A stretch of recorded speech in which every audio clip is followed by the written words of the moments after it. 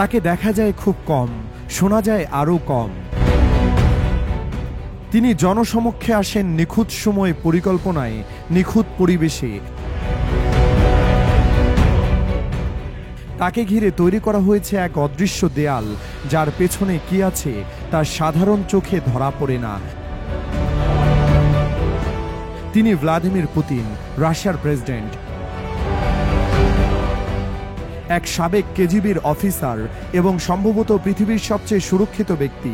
পুতিনের নিরাপত্তা শুধু দৃশ্যমান দেহরক্ষীদের নিয়ে নয়, এর পেছনে কাজ করছে একটি পূর্ণাঙ্গ গোয়েন্দা ও সামরিক অবকাঠামো,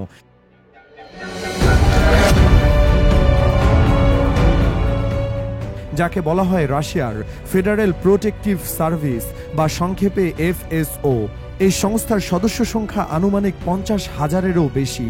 তারা শুধু নিরাপত্তা দেয় না, তারা গোয়েন্দাগিরি করে, প্রযুক্তি নজরদারি চালায় এবং পুতিনকে ঘিরে গড়ে তোলে এক পরিপূর্ণ নজরদারি বলয়। পুতিন যেখানে যান তার ঘণ্টা আগে পৌঁছে যায় তার সুরক্ষা টিম।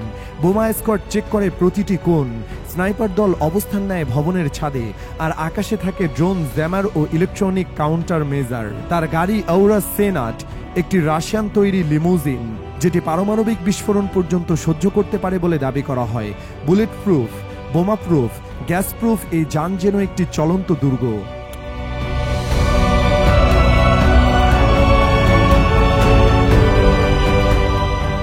কিন্তু শুধু গাড়ি নয়, পুতিন কখনোই এক রুটে বারবার চলেন না। তার কনভয়ে থাকে একাধিক গাড়ি, যার কোনটিতে তিনি আছেন তা কেউ জানে না।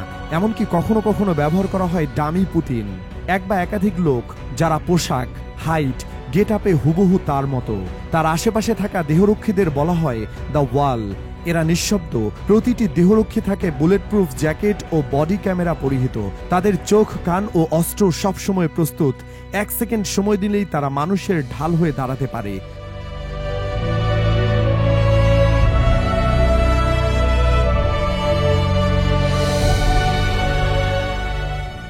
পুতিন যেখানেই যান সেখানকার মোবাইল নেটওয়ার্ক বন্ধ করে দেওয়া হয়, নিরাপত্তা বলয় ভেঙে কাউকে ভেতরে ঢুকতে দেওয়া হয় না।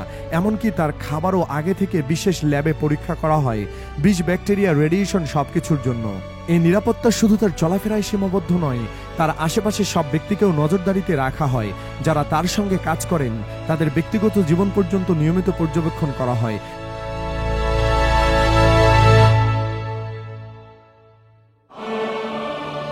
বিশেষ করে বিদেশ সফরে প্রতিটি মিটিং, প্রতিটি কক্ষ স্ক্যান করে পরিষ্কার করা হয় আগে থেকেই। পুতিনের নিরাপত্তা বাহিনী শুধুই আত্মরক্ষার জন্য নয়, এটি রাশিয়ার শক্তি, প্রতীকী ও কৌশলের অংশ। যাকে যেভাবে সুরক্ষা দেওয়া হয় তা রাশিয়ার জনগণের কাছে এক ধরনের বার্তা, এই মানুষটি ধরাছোঁয়ার বাইরে।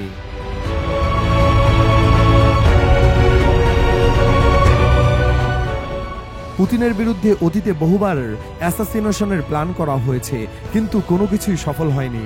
কারণ তার চারপাশে শুধু মানুষ নেই, রয়েছে টেকনোলজি, গোপন নজরদারি, পরিকল্পিত বিভ্রান্তি, একটি পুরো সিস্টেম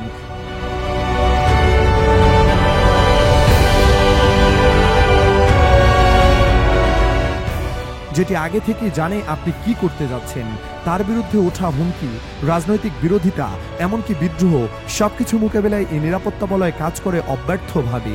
তাই অনেকেই বলেন ভ্লাদিমির পুতিনের চারপাশে গড়ে তোলা হয়েছে পৃথিবীর সবচেয়ে জটিল নিরাপত্তা ব্যবস্থা।